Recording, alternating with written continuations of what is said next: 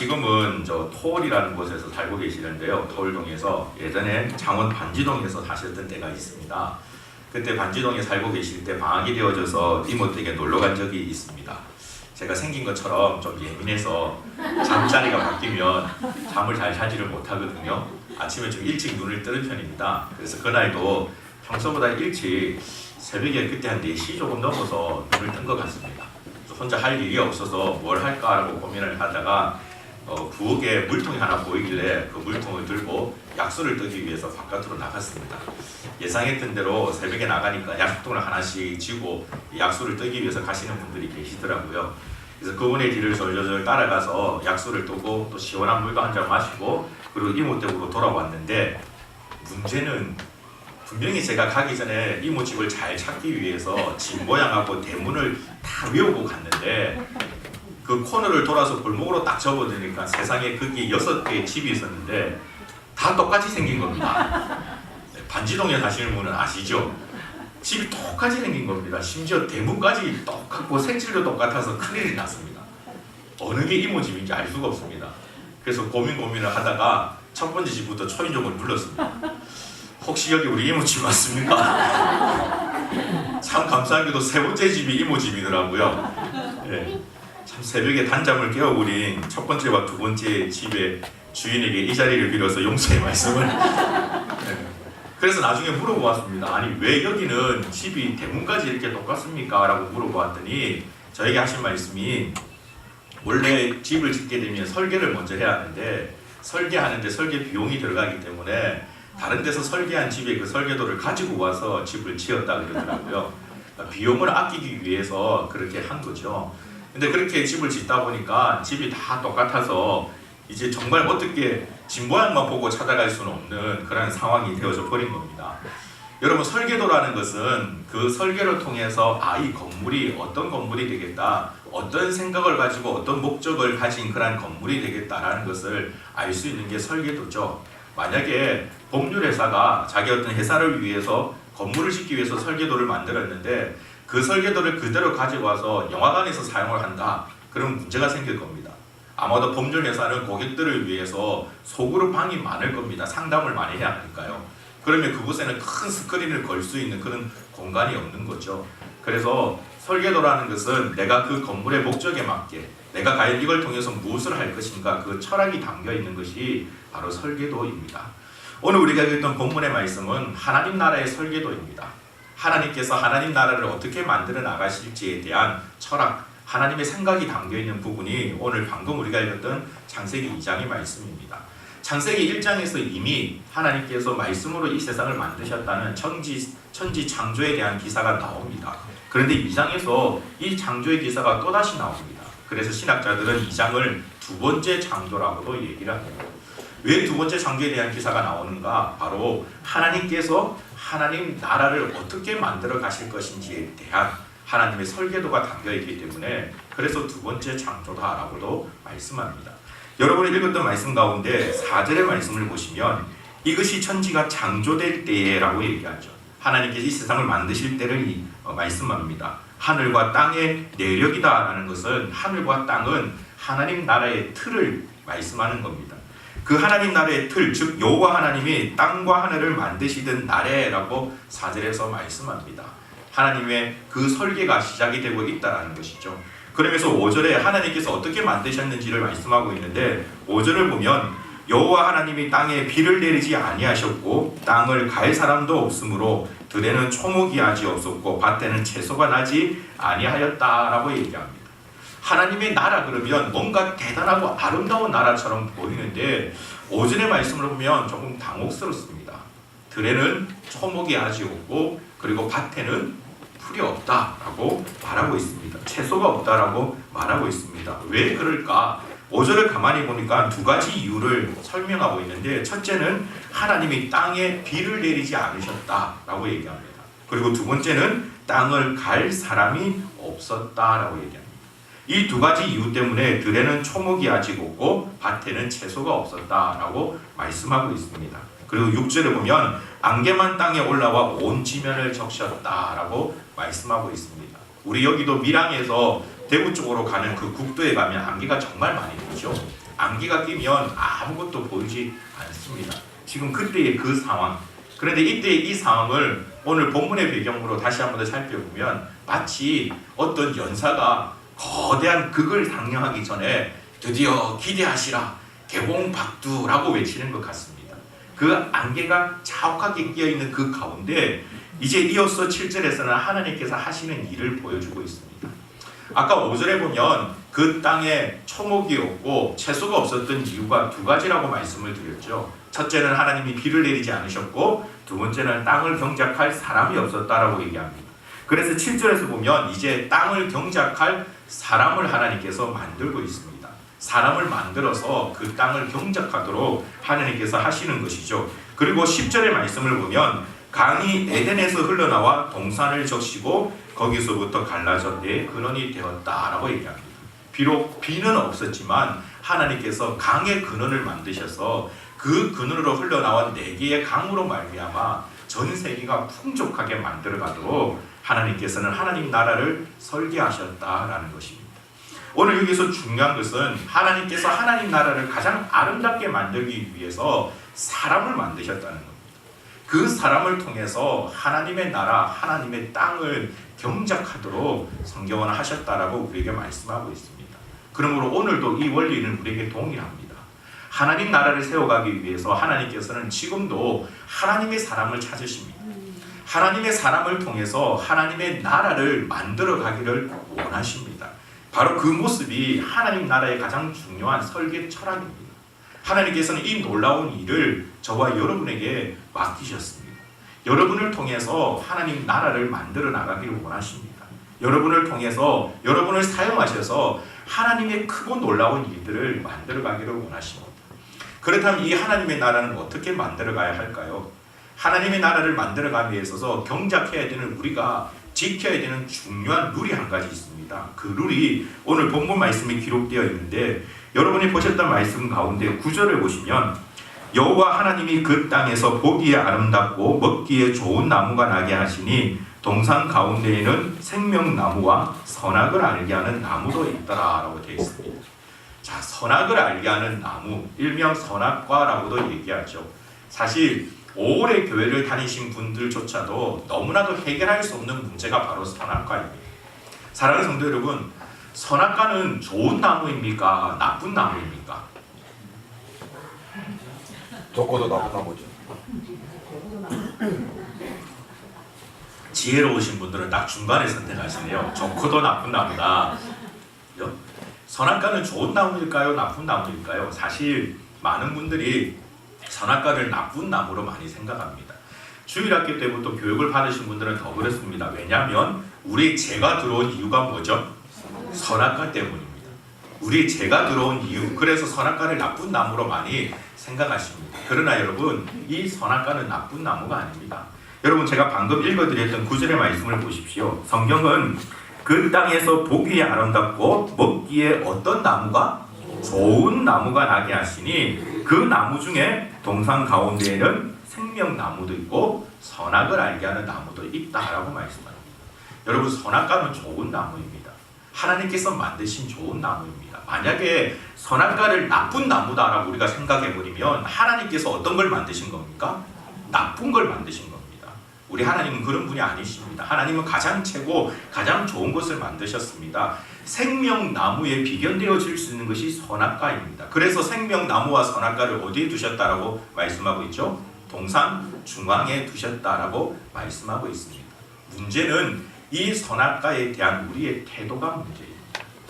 선악과는 오늘 성경에서 분명히 말씀하고 있는 것처럼 선악을 알게 하는 나무입니다. 그런데 여러분, 이 선악을 알게 하는 일은 사람의 일로서는 가능한 일이 아니라는 겁니다.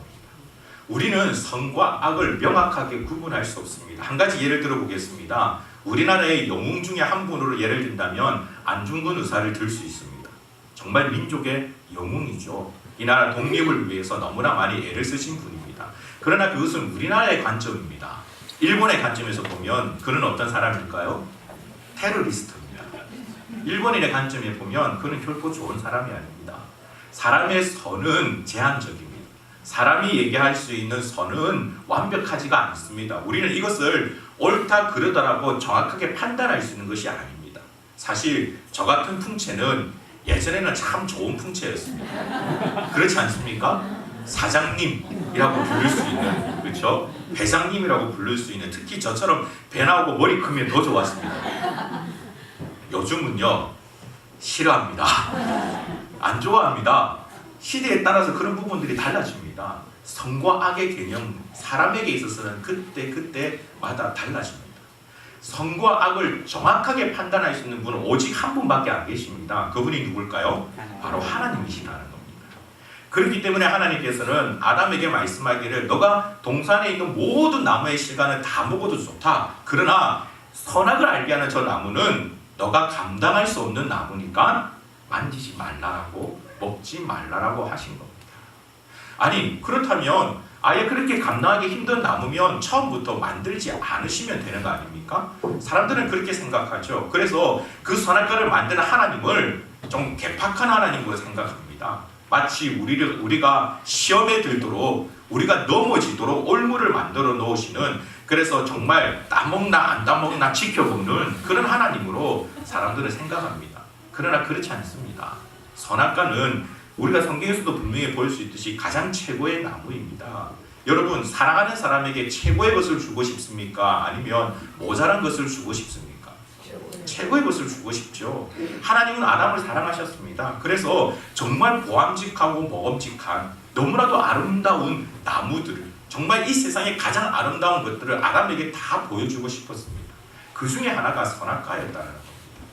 바꾸고 말씀드려서 사람들은 생각하기를 하나님은 이 선악과로 말미암아 사람을 넘어뜨렸다라고 오해하지만, 사실 하나님은 선악과를 아담에게 주신 또 다른 이유가 있습니다.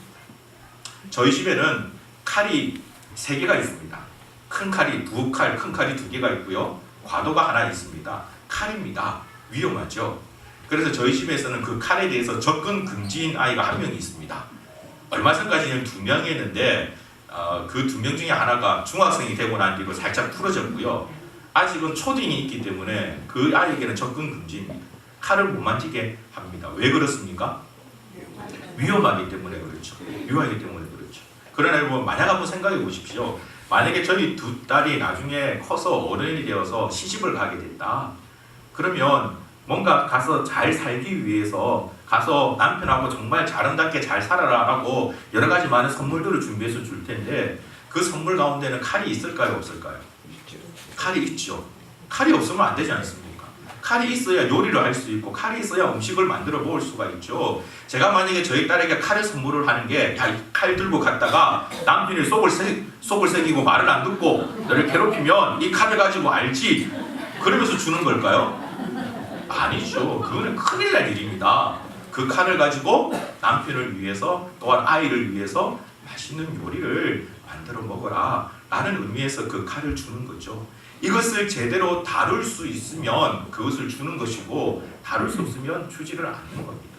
그런데 그렇게 위험한 물건임에도 불구하고 저희 집에는 칼이 3자루가 있습니다. 저희 아이들이 늘 집에 있지만 그래도 칼이 3자루가 있습니다. 왜 있을까요? 필요한 것도 필요한 거지만 저희 아이가 그 칼을 통해서 나쁜 일을, 잘못된 일을 하지 않을 거라는 믿음이 있기 때문에, 아이를 신뢰하기 때문에 칼을 두는 거죠. 저희 아이들이 좀 더 어렸을 때는요, 칼을 제대로 두지도 않았습니다. 칼 있는 곳은 꼭 잠궈 놨죠. 왜냐하면 어린아이들이, 너무나 어린아이들이 자기도 모르게 꺼내서 장난치다가는 큰일 날 수 있기 때문에. 그러나 지금은 칼을 아무렇게나 두어도 그 칼을 통해서 다른 나쁜 일을 하지 않을 거라는 것을 알기 때문에 그냥 둡니다. 왜? 아이를 믿기 때문에 그렇습니다. 같이 한번 생각해 보십시오. 하나님께서 왜 아담에게 선악과를 주었을까요? 왜 선악과를 소개해 주었을까요? 야, 정말 좋은 나무다, 최고의 나무다. 그런데 아직 너희들이 감당하기는 힘든 나무다. 그러니 먹지는 말고 만지지는 말고 보기만 해라 라고 선악과를 줬습니다. 왜 줬을까요? 그렇죠. 선악과는 하나님이 우리를 사랑하신다는 징조입니다. 선악과는 하나님이 우리를 신뢰하고 계신다는 징조입니다. 여러분, 상상해 보십시오. 세상에 하나님께서 우리를 믿고 있다는 겁니다. 그 믿음의 증표가 바로 선악과입니다. 선악과는 하나님께서 우리를 괴롭게 하기 위해서 주신 것이 아닙니다. 나는 이처럼 너를 사랑하고 이처럼 너를 믿고 있고 이처럼 너를 신뢰하고 있다라고 보여주시는 하나님의 놀라운 은혜가 바로 선악과입니다. 문제는 그 은혜를 배신한 사람이 문제인 거죠. 하나님께서는 하나님의 나라를 경영함에 있어서 사람에게 맡겼습니다. 그 사람에게 맡기신 이유도 그 사람을 신뢰했기 때문에 그렇습니다. 이에게 맡겨두면 나의 나라를 정말 아름답게 놀랍게 경작할 것이다 라고 하나님께서 믿으셨기 때문에 사람에게 하나님 나라를 맡기신 겁니다. 이 원리는 오늘날 저와 여러분에게도 동일합니다. 사랑하는 성도 여러분, 우리가 완벽할까요? 우리가 완전할까요? 아니, 이 세상에서 하나님 다음으로 우리 자신을 가장 잘 알고 있는 사람이 바로 내 자신이죠. 우리가 비굴하다는 거 압니다. 우리는 비겁합니다. 우리는 정말 모자란 것이 많습니다. 비록 이 자리에는 그리스도인으로서 예배드린다고 앉아있지만 사실 이 자리를 벗어나서 세상으로 가면 과연 어느 누가 우리를 향하여 야 당신은 정말 그리스도인이군요 라고 얘기할 수 있을까요? 그러나 여러분, 놀라운 사실은 그럼에도 불구하고 하나님은 우리를 지금도 믿고 계신다는 겁니다.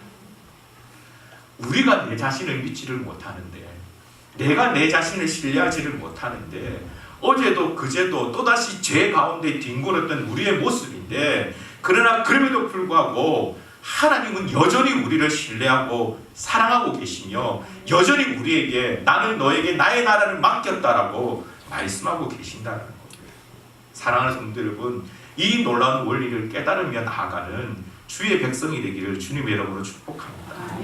이 원리를 아는 자는 자기가 속해 있는 그곳에서 하나님 나라를 온전히 세워가기 위해서 바로 그 자리에서 하나님 나라를 온전히 세워가기 위해서 애쓰는 자가 될 수 있습니다. 오늘 우리가 읽었던 말씀 가운데 8절을 보십시오.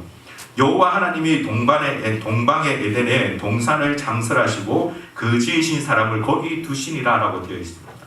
이 말씀을 우리 각자 개인에게 적용한다면 이렇게 됩니다. 여호와 하나님이 창원의 미랄교회를 세우시고 그곳에 그 교회를 경영하기 위해서 우리 담임 목사님을 그리고 저를 우리 김정혜 전도사님을 보내셨다는 겁니다. 여러분이 과하고 있는 여러분이 살아가고 있는 그 삶의 주소 바로 그 자리 명서동 도계동 북면 우리가 살고 있는 그 자리 바로 그곳을 하나님께서 지으시고 그곳에 누굴 보내셨다고요? 바로 여러분을 보내셨다는 겁니다. 그 자리 속에서 여러분이 근무하는 그 직장 그곳에서 하나님께서 그곳에 여러분을 보내시고 그 속에서 여러분을 통해서 하나님 나라가 이루어져 가기를 원하신다는 겁니다. 사랑하는 성도 여러분, 이 놀라운 원리를 깨닫고 그 하나님 말씀에 순종하며 나아갈 수 있는 여러분의 모습이 되기를 주님의 이름으로 축복합니다. 단지 일주일에 한 번 이곳에 와서 예배 드리는 것으로 조금 더 냉정하게 말씀드리자면 얼굴 도장 찍는 것으로 만족해서는 안 됩니다. 하나님께서 우리에게 나머지 6일도 너희들이 정복하고 다스리라고 우리에게 말씀하셨습니다. 그러므로 그 6일을 하나님 나라가 온전히 세워지는 일이 되어질 수 있도록 우리는 수고하고 애쓰는 자가 되어야 합니다. 오늘도 점심때 정말 간된장 너무 맛있게 잘 먹었습니다. 마음 같아서는 한 그릇 더 먹고 싶었는데 한 그릇이 더 없어서 참 많이 아쉽더라고요. 배가 고플 때는 어떤 음식이라도 더 맛있어지죠. 내가 열심히 일을 하고 난 다음에는 어떤 음식을 먹더라도 더 맛있습니다. 그거와 마찬가지고 우리가 6일 동안 하나님 나라를 세우기 위해서 애써서 허기진 채 이 자리에 와서 이곳에 드리는 예배가 정말 맛있는 예배가 되어야 합니다. 그렇게 살아가다가 왔을 때 이 예배가 하나님께 영광 올려드리는 예배가 될 수 있는 겁니다. 그렇게 살다가 왔을 때 이 예배 자리가 너무나도 사모가 되어지고 이 예배를 통하여 하나님의 그 놀라운 영광을 누리게 되어지는 겁니다. 그런데 우리는 월요일부터 토요일까지 우리 마음대로 살아갑니다. 내 마음대로 살아갑니다. 그리고 나서 이곳에 와서 예배 드리려고 하니 그 예배가 나에게 은혜의 예배, 감격적인 예배가 되지 않는 겁니다. 영적으로 배고픈 자가 되어야 합니다. 하나님 나라를 위해서 애쓰다가 영적으로 배고픈 상태가 되어서 이 자리에 왔을 때 하나님의 그 말씀이 너무나도 아름답고 너무나도 신비롭고 너무나도 놀라운 그 말씀으로 나의 영혼이 채워져서 또다시 한 주 동안 나아가 그 말씀을 붙잡고 살아갈 수 있는 그런 놀라운 백성이 되기를 주님의 이름으로 축복합니다. 오늘부터라도 여러분이 거하고 있는 그 삶의 터전, 바로 그 자리에서 하나님의 영광을 나타내는 거룩하고 복된 성도가 되십시오. 우리가 이 일을 함에 있어서 한 가지 반드시 지켜야 될 룰이 또 있습니다. 오늘 하나님께서 선악과를 주신 이유가 거기에 있습니다. 다른 모든 것들은 너 마음대로 해도 되지만 선악과는 절대 먹으면 안 된다. 하나님의 방법을 세운 것이죠. 우리가 이 땅에서 하나님 나라를 확장시켜 나갈 때도 마찬가지입니다. 여러분, 하나님의 나라를 확장시킴에 있어서 우리가 가져야 될 가장 중요한 원리가 한 가지 있는데 그것은 바로 하나님의 방법이 되어야 합니다. 나의 방법이 되어서는 안 된다는 겁니다. 하나님의 방법대로 우리가 살아갈 때, 하나님의 방법대로 우리가 나아갈 때 그 속에 진정한 하나님 나라가 세워질 수 있습니다. 마치 세상의 기업처럼 겉으로 보기에는 정말 놀랍게 성장했는데 그 안을 들여다보니 온갖 부정부패와 이중장부와 여러 가지 불법을 행하고 있다면 그것은 온전하지 않은 것이죠. 마찬가지로 우리도 하나님의 나라를 세울 때에 하나님의 방법대로 나아가야 한다는 것입니다. 그럼 하나님 방법은 어디서 찾을 수 있습니까? 바로 여러분 앞에 놓여있는 이 성경이 하나님의 방법입니다. 이 성경은 우리가 하나님의 방법으로 어떻게 살아갈 수 있는지를 보여줍니다. 그러므로 날마다 말씀을 묵상하고 이 말씀을 외우고 말씀을 공부하고 말씀을 붙잡고 살아가는 자가 되어야 합니다. 말씀이 없이는 내 마음대로 살아가기 때문에 그렇습니다. 사사기의 결론을 보십시오. 그들에게 왕이 없으므로, 그들에게 하나님이 없으므로, 그들에게 하나님의 말씀이 없으므로 그들이 자기 속에는 옳은 대로 살았다라고 얘기하고 있지 않습니다.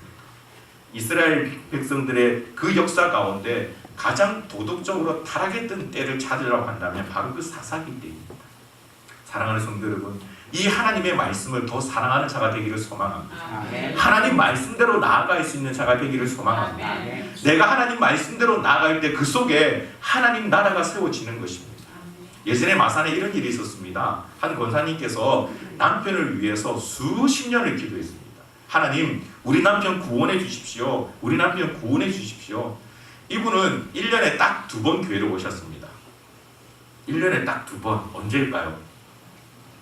부활주일과 성탄절. 그때는 꼭 오십니다. 오셔서 같이 예배를 드립니다. 그런데 그 외에는 전혀 교회를 오지 않습니다. 아무리 전도를 해도 아무리 권면해도 말을 듣지 않습니다. 근데 그러다가 권사님께서 어느 날 예배를 드리는 가운데 가슴에 쿵 하고 와닿은 성경 말씀이 하나 있었습니다. 우리 같이 한번 찾아볼까요? 에베소서 5장 22절입니다.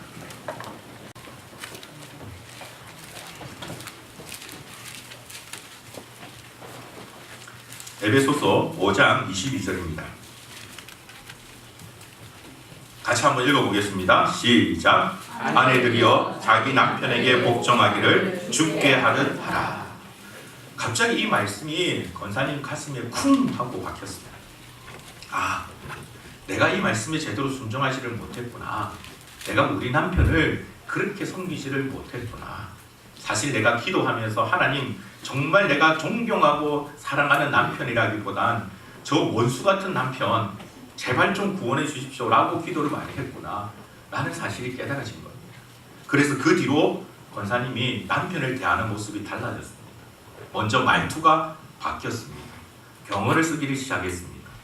교회 일이 아무리 바빠도 집안일이 제대로 되어지지 않는 상태에서는 바깥을 나오질 않았습니다. 모든 일들에 예전보다 더 많은 신경을 썼습니다. 남편이 좋아하는 음식, 좋아하는 반찬을 만들어 놓았습니다. 가능하면 남편이 식사할 때 혼자 식사하지 않도록 그 옆에서 함께 식사할 수 있도록 했습니다. 어떻게 하면 내가 남편을 더 잘 섬길 수 있을까 고민했습니다. 그렇게 남편을 섬기기를 시작했는데 한 3개월 정도 지났을 때 아침에 급하게 교회 가려고 준비하고 있는데 남편이 옆에서 양복을 입고 나오더라고요. 여보 오늘 무슨 약속이 있으세요? 오늘 어떤 모임이 있으세요? 나는 모르고 있었는데 이분이 하시는 이야기가 가자고. 어딜요? 교회 가야지. 에? 권사님이 물어볼 말은 아니지만 이렇게 물어봤답니다. 왜요? 그러자 이분이 대답하기를 당신을 이렇게 바꾼 예수님이 누군지 내가 만나보고 싶다. 그러면서 교회 오셔서 그 교회에서 직분자가 되셨습니다. 여러분, 우리가 해야 될 일은 하나님의 방법을 찾는 겁니다. 하나님의 방법대로 우리가 나갈 때 그 속에 변화가 나타납니다. 하나님의 방법대로 나갈 때 그 속에 하나님의 나라가 세워집니다. 하나님의 방법대로 나갈 때 그 속에 놀라운 역사가 나타납니다.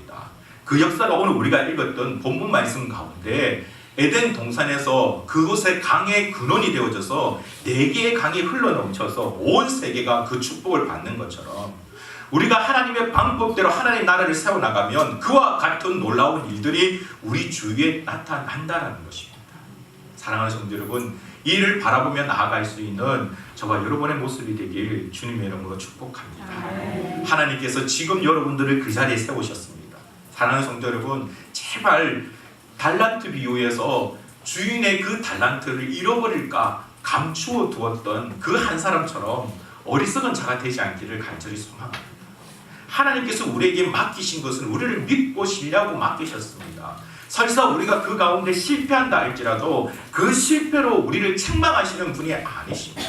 오히려 나는 너에게 기회를 주었고 나는 너에게 이 일을 맡겼는데 왜 너는 그곳에서 그냥 가만히 있느냐 라고 하나님은 한탄하십니다. 그 한탄을 듣는 자가 아니라 하나님 앞에 수고하고 애쓸 수 있는 자가 되길 주님의 이름으로 축복합니다. 저는 청소년 사역을 하면서 제가 참 좋아하는 목사님이 한 분 계시는데요. 이 목사님은 주변에 많은 사람들이 볼 때 서울에 가서 사역을 하면 더 놀라운 사역을 할 수 있을 것 같은데 부산에 있는 청소년들이 너무나 좋고 그들이 너무나 가엽고 그들이 너무나 사랑스러워서 그곳에 계속해서 멈춰 있다가 다른 사람들에 비하면 다른 사람들의 시각으로 보면 더 귀하게 쓰임 받을 수 있는 분 같은데 지금은 작은 교회를 섬기면서 살아가시는 그런 분이 있습니다. 근데 이분이 간증하는 가운데 언젠가 그 간증을 듣고 우리 청소년 사역자들이 함께 엉엉 울었던 적이 있는데요. 그분이 하셨던 말씀이 이겁니다. 우리가 나중에 하나님 앞에 설 때 하나님을 배울 때 우리가 자랑할 수 있는 것이 무엇이 있겠느냐? 우리가 하나님 앞에 자랑할 수 있는 것이 무엇이 있겠느냐? 나는 하나님 앞에 서는 그때가 되면 하나님 앞에 당당하게 나는 내 우통을 벗어 보일 거다. 내 우통을 벗어서 내 가슴을 보이면서 하나님 아시죠? 이 왼쪽 가슴에 생긴 이 상처 누구누구 때문입니다. 하나님 저 이 왼쪽에 있는 오른쪽에 있는 이 상처 하나님 누구누구 내 챙기고 섬기다가 그 학교도 안 가고 돌아다니는 그 녀석 챙기다가 내 입은 상처입니다. 하나님 제 이 상처는 정말 하나님 말씀대로 살아가려고 버티다가 그 버티는 가운데 생긴 상처입니다. 라고 나는 자랑스럽게 그 상처를 보일 거다.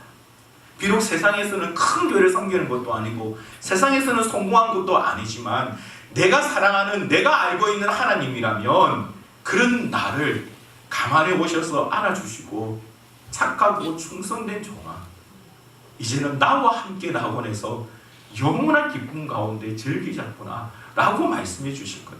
나는 그 한마디를 듣기 위해서 오늘도 사역합니다. 사랑하는 성도 여러분, 바로 이런 모습들이 우리 가운데 있기를 간절히 소망합니다. 여러분이 살아가고 있는 그 삶의 그 자리에서 바로 그 자리에서 하나님의 나라를 확장시켜 나가며 주의 놀라운 뜻을 이루며 나아갈 수 있는 그런 우리 미라의 교회 가장 아름답고 복된 공동체 바로 그 공동체의 주인공이 여러분이 되시길 주님 이름으로 축복합니다. 우리 다 같이 말씀을 생각하며 함께 하나님 앞에 잠시 기도하십시다. 아버지 하나님, 하나님께서 나를 신뢰하신다니 감사합니다. 하나님께서 나를 믿으시고 하나님의 나라를 경영하는 그 놀라운 일을 나에게 맡겨주심을 감사합니다. 하오나 아버지 하나님, 저의 게으름으로 저의 무지함으로 우리의 완악함으로 온전히 그 일을 섬기지 못했던 것 이 시간 주님 앞에 고백하며 용서함을 구합니다. 우리에게 은혜를 더하여 주시고 우리를 긍휼히 여겨주시며 다시 한 번 더 하나님의 나라를 위하여 하나님의 그 뜻을 이루기 위하여 나아가는 거룩한 백성 되게 하여 주시옵소서. 나는 아무것도 아닙니다. 나는 정말 아무것도 아닙니다. 그러나 하나님께서 나와 함께 하시면 나는 이 세상에서 놀라운 일을 할 수 있는 자가 되어질 줄 믿습니다. 하나님 나라를 경영하는 자가 될 줄 믿습니다. 이 믿음의 고백을 가지고 오늘도 내일도 살아가는 성도가 되게 해달라고 우리 다 같이 주여 간절히 부르시고 함께 기도합시다.